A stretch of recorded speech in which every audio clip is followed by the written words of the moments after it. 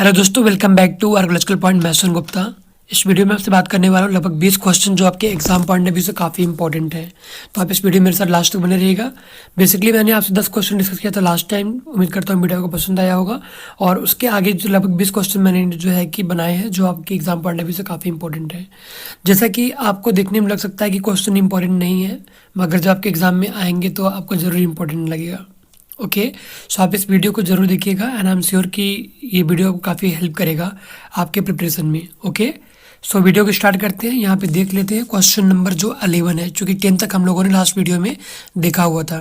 Okay, तो हम लोग देख लेते हैं क्वेश्चन नंबर जो 11 है वो ये है कि शक संवत कब और क्यों शुरू हुआ। ठीक है, यहाँ पर देख लेते हैं। तो ये शुरू होता है आपका 78 AD में, और ये कनिष्क के राज्यारोहण के उपलक्ष्य में, मतलब जब कनिष्क राजा बनता है जो कि कुषाण वंश का शासक है, जिसके सिक्कों में बुद्ध का अंकन भी मिलता है। ठीक है, और इसी जो कनिष्क संवत है, ठीक है, जो शक संवत है हमारे इंडिया में, मतलब इसी को राष्ट्रीय संवत माना गया है। जो कैलेंडर है वो इसी शक संवत को फॉलो करते हैं। और जो कुषाण क्वाइंस हैं इन्हीं के आधार पे जो है गुप्ता क्वाइंस भी बने थे। कनिष्क के सिक्कों पे आपको बुद्ध का अंकन सबसे पहले देखने को मिलता है, ये बात आपको पता होनी चाहिए। Is it clear? सेकेंड चलते हैं, क्वेश्चन नंबर सेकेंड में देख लेते हैं, मतलब 12th में। यहाँ पर आप देख सकते हैं, यहाँ पे लिखा है विक्रम संवत कब और क्यों शुरू होता है, मतलब हुआ। ठीक है, मोटा मोटा तो ये आपका शुरू होता है 58 BC में, मतलब फर्स्ट सेंचुरी BC मोटा मोटा मान सकते हैं आप। शकों पर विजय के उपलक्ष्य में उज्जैन के स्थानीय नरेश विक्रमादित्य द्वारा जो है कि इसको स्टार्ट किया गया। किसके द्वारा? विक्रमादित्य द्वारा, जो कि उज्जैन के शासक थे। उज्जैन कहाँ है? मध्य प्रदेश में है। उज्जैन का एक मंदिर है जो कि बहुत फेमस है, महाकालेश्वर मंदिर, आपको पता होगा।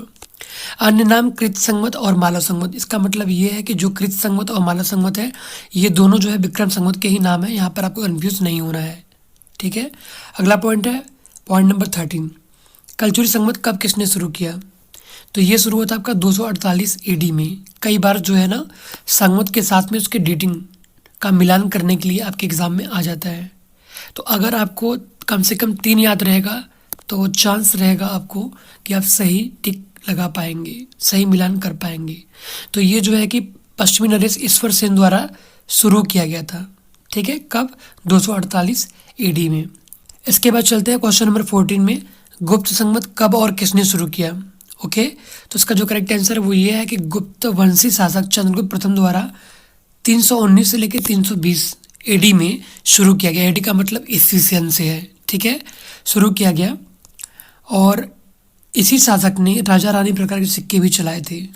ठीक है, आप ना जिसके बारे में पढ़ रहे हो उससे संबंधित जितने भी पॉइंट्स हैं उसको ऐड करते जाओ। ये एक तरीका है चीज़ों को और डीप जानने का, क्योंकि अब जो है कि आप देखोगे जो क्वेश्चंस बन रहे हैं ना वो डीप बन रहे हैं। जब तक आप उसका आंसर डीपली नहीं जानोगे आप सही आंसर नहीं कर पाओगे। क्वेश्चन नंबर 15 है पैलियोंटोलॉजी, जिसे आप कहते हो पूरा जीव विज्ञान, से क्या मतलब है? ये भी एग्जाम में कभी कभी पूछ देता है। अगर आपको पैलियोंटोलॉजी का मतलब पता होगा तो आप सही से आंसर कर पाओगे। इसका जो करेक्ट आंसर है वो ये है कि जंतुओं एवं वनस्पतियों के जीवाश्मों के अध्ययन पर आधारित पद्धति जो है उसे आप पैलियोंटोलॉजी कहते हैं। ठीक है, चूँकि ये डेटिंग में काफ़ी हेल्प करते हैं पैलियोंटोलॉजिस्ट जो रहते हैं। आप यहाँ देख सकते हैं, यहाँ पे लिखा है फादर ऑफ इंडियन पैलियोंटोलॉजी। ठीक है, जिस तरह से फादर ऑफ हेरोडोटस है, फादर ऑफ आर्कियोलॉजी मतलब इंडियन आर्कियोलॉजी RB फुट है, उसी तरीके से फादर ऑफ इंडियन पैलियोंटोलॉजी कौन है? बीरबल साहनी जी हैं। इनके बारे में आपने सुना जरूर होगा। अगर आप आर्कियोलॉजी के स्टूडेंट हैं तो बीरबल साहनी के बारे में ज़रूर सुना होगा आपने। इनके नाम से एक इंस्टीट्यूट है, बीरबल साहनी इंस्टीट्यूट। ठीक है, कहाँ है ये? पैलियोबॉटनी लखनऊ में है, जो कि 1946 में इस्टेब्लिश हुआ था। ये भी जो है कि कई एग्ज़ाम में पूछा गया है, तो इसके बारे में भी आपको जानना चाहिए कि Birbal Sahni institute of palaeontology at Lucknow, कहाँ पर है? ये लखनऊ में है। अगला क्वेश्चन है क्वेश्चन नंबर 16। विलार्ड लिबी को कार्बन डेटिंग के आविष्कार के लिए नोबेल पुरस्कार कब मिला? इसका जो करेक्ट आंसर है वो है आपका 1960 में, 1960 में जो है कि विलार्ड लिबी को, WF लिबी इनका नाम है। ओके, इनको 1960 में जो है कि नोबेल प्राइज़ मिलता है। किसके लिए? कार्बन डेटिंग की खोज के लिए। आगे कुछ पॉइंट्स इसको आप जरूर पढ़िएगा।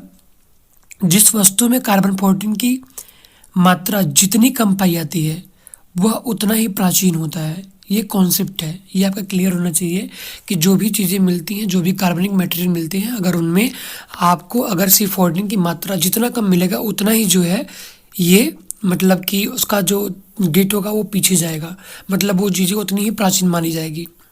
60,000 साल तक की डेटिंग आप आसानी से जो है कि C14 डेट से कर सकते हैं। इसके बाद पॉइंट नंबर 17 देख लेते हैं। पोटेशियम आर्गन डेटिंग की खोज किसके द्वारा किया गया? इसका जो करेक्ट आंसर है जे थॉमसन। जे थॉमसन ने जो है कि पोटेशियम आर्गन डेटिंग की खोज की और इसका प्रयोग वॉल्केनिक रॉक है प्लस एस है, इन दोनों का रेटिंग जो है कि आप पोटेशियम आर्गन डेटिंग से कर सकते हैं।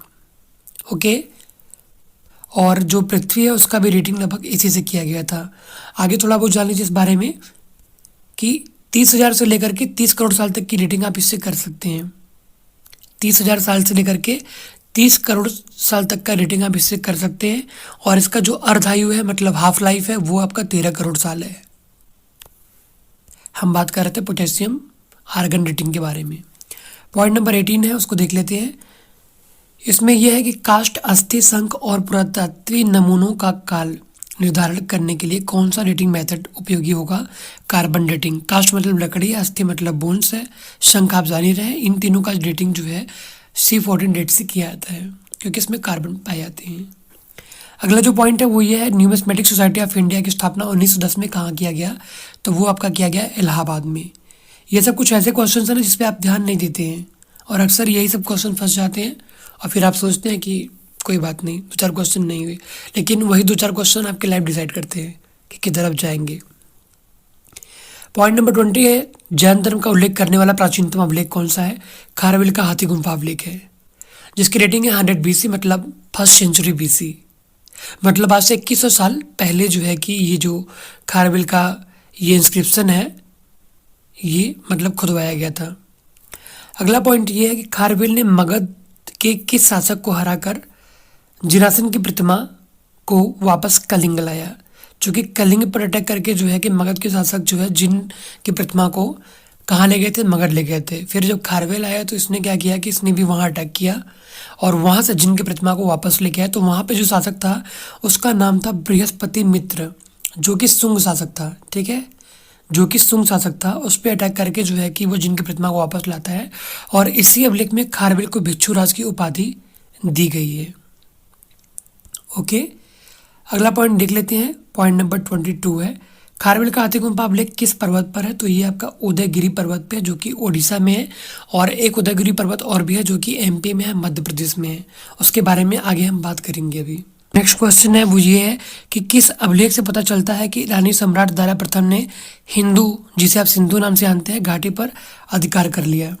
तो ये अभिलेख है नक्श रुस्तम अभिलेख है, जिससे आपको ये मालूम होता है कि दारा प्रथम ने, जो कि ईरानी सम्राट है, इसने सिंधु घाटी पर जो है कि या हिंदू जो प्रदेश है उस पर जो है कब्जा कर लिया, अधिकार कर लिया। अगला पॉइंट है पॉइंट नंबर 23। इसमें यह है कि पुष्यमित्र शुंग ने 2 बार अश्वमेध यज्ञ किया, ऐसा विवरण किस अभिलेख से मिलता है? तो आपका मिलता है धनदेव के अयोध्या प्रस्तर अभिलेख से, जो कि 100 BC का है। लगभग ये खारवेल का जो अभिलेख है उसके कंटेम्प्रेरी है। ठीक है, अगला क्वेश्चन 24 है, वो उसको देख लेते हैं। किस अभिलेख से चंद्रगुप्त द्वितीय के पश्चिमी प्रदेशों पर विजय की सूचना मिलता है? तो यह चंद्रगुप्त द्वितीय का अभिलेख है जिसका नाम है उदयगिरी अभिलेख। उदयगिरी कहाँ है? विदिशा मध्य प्रदेश में है। यहाँ पर 2 गुफाएं हैं और एक इनका ऑफिसर है जो है जिसका नाम है वीरसेन साहब। ये जो है कि उन गुफाओं में उत्कीर्णन करवाने का काम करता है। कौन? वीरसेन साहब। अगला क्वेश्चन है क्वेश्चन नंबर 25। इसमें यह है कि उत्तर मेरू जो अभिलेख है ये किसका है और इससे किस तरह का इंफॉर्मेशन आपको मिलता है? तो ये जो अभिलेख है ये है चोल शासक परांतक प्रथम का अभिलेख है, जिसमें चोलों के स्थानीय प्रशासन के बारे में विस्तृत जानकारी आपको मिलता है, जिसकी डेटिंग है 907 से लेकर 955 AD, मतलब मोटा मोटा आप 1000 साल पुराना कह सकते हैं इसको।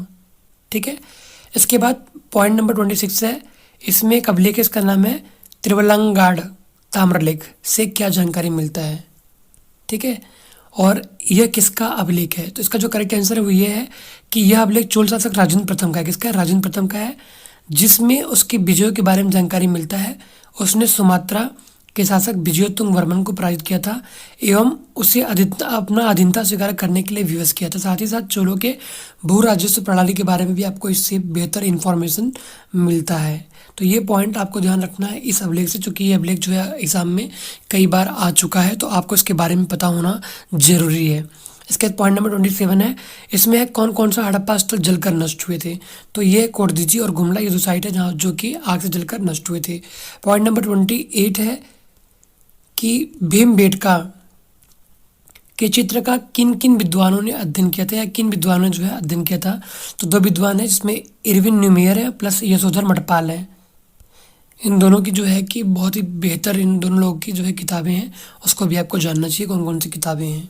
ओके, पॉइंट नंबर 29 है कि चावल की जंगली किस्म कौन सी है। तो एक है आपका ओरिजा निवार और एक है रूपी पोगान। ये दो ऐसे जो है कि किस्म है जो कि जंगली चावल के किस्म हैं, जिसके बारे में आपको पता होना चाहिए।